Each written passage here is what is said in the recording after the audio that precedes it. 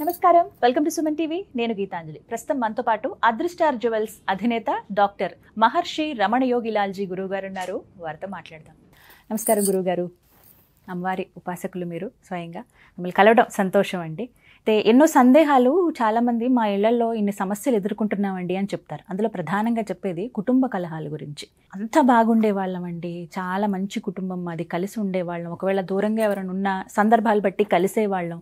అలాంటిది ఏం జరిగిందో తెలియదు, ఉన్నట్టుండి ఎవరికి వారే అయిపోయారు, మాట్లాడుకోలేని స్థితికి వెళ్ళిపోయాం, కనీసం పలకరింపులు లేని స్థితి వెళ్ళామని అంటారు. ఎందుకు ఇలా జరుగుతుందండి? దేనివల్ల అంటారు? ఐం హ్రీం శ్రీం అదృష్ట మహాలక్ష్మి నమః. ఇది చాలా అందరికీ సంబంధించిన మంచి క్వశ్చన్ అడిగారమ్మా. అసలు ఫస్ట్ కుటుంబాలు ఎందుకు విచ్ఛిన్నం అవుతాయి? అందరూ ఏమనుకుంటారంటే తలపొగరనో లేకపోతే ఏదో స్టబర్నెస్ అనో ఏదో అనుకుంటారు. ఇవన్నీ కాదమ్మా. మంచి కుటుంబం, మంచి జంటని, మంచి కుటుంబాన్ని చూడగానే ఎవరో దిష్టి పెడతారు. దిష్టి కొద్దిగా పెరిగి మీరు ఎప్పుడైనా చూడండి, ఒక మంచి కాలనీలో మంచి కుటుంబం, భార్యాభర్తలు ఇద్దరు చక్కగా రోడ్డు మీద నడుచుకుంటూ వెళ్తారు.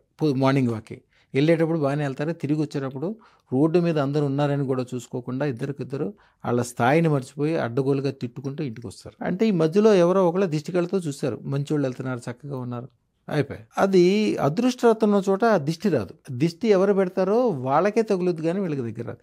దిష్టి ఎవరో బయట వాళ్ళు పెట్టాలని ఏం లేదు, దగ్గర వాళ్ళు పెట్టుకోవచ్చు, మీ ఇంట్లో పని వాళ్ళు పెట్టచ్చు, మన బంధువులే పెట్టచ్చు.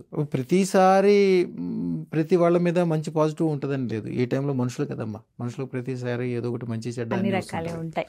అది ఆ క్షణంలో అది నెగిటివ్గా మరి అదే పెరిగిపోయి అది ఎట్లాంటిదంటే దిష్టి కానీ కాల్సర్ప కోశం కానీ చేతపడి కానీ ఒక ఇనప మేకు కాల్లో గుచ్చుకున్నప్పుడు ఏం కాదు, ఏమీ తెలియని కూడా తెలియదు. తర్వాత సెప్టిక్ అవుద్ది, ఏదేదో అవుద్ది.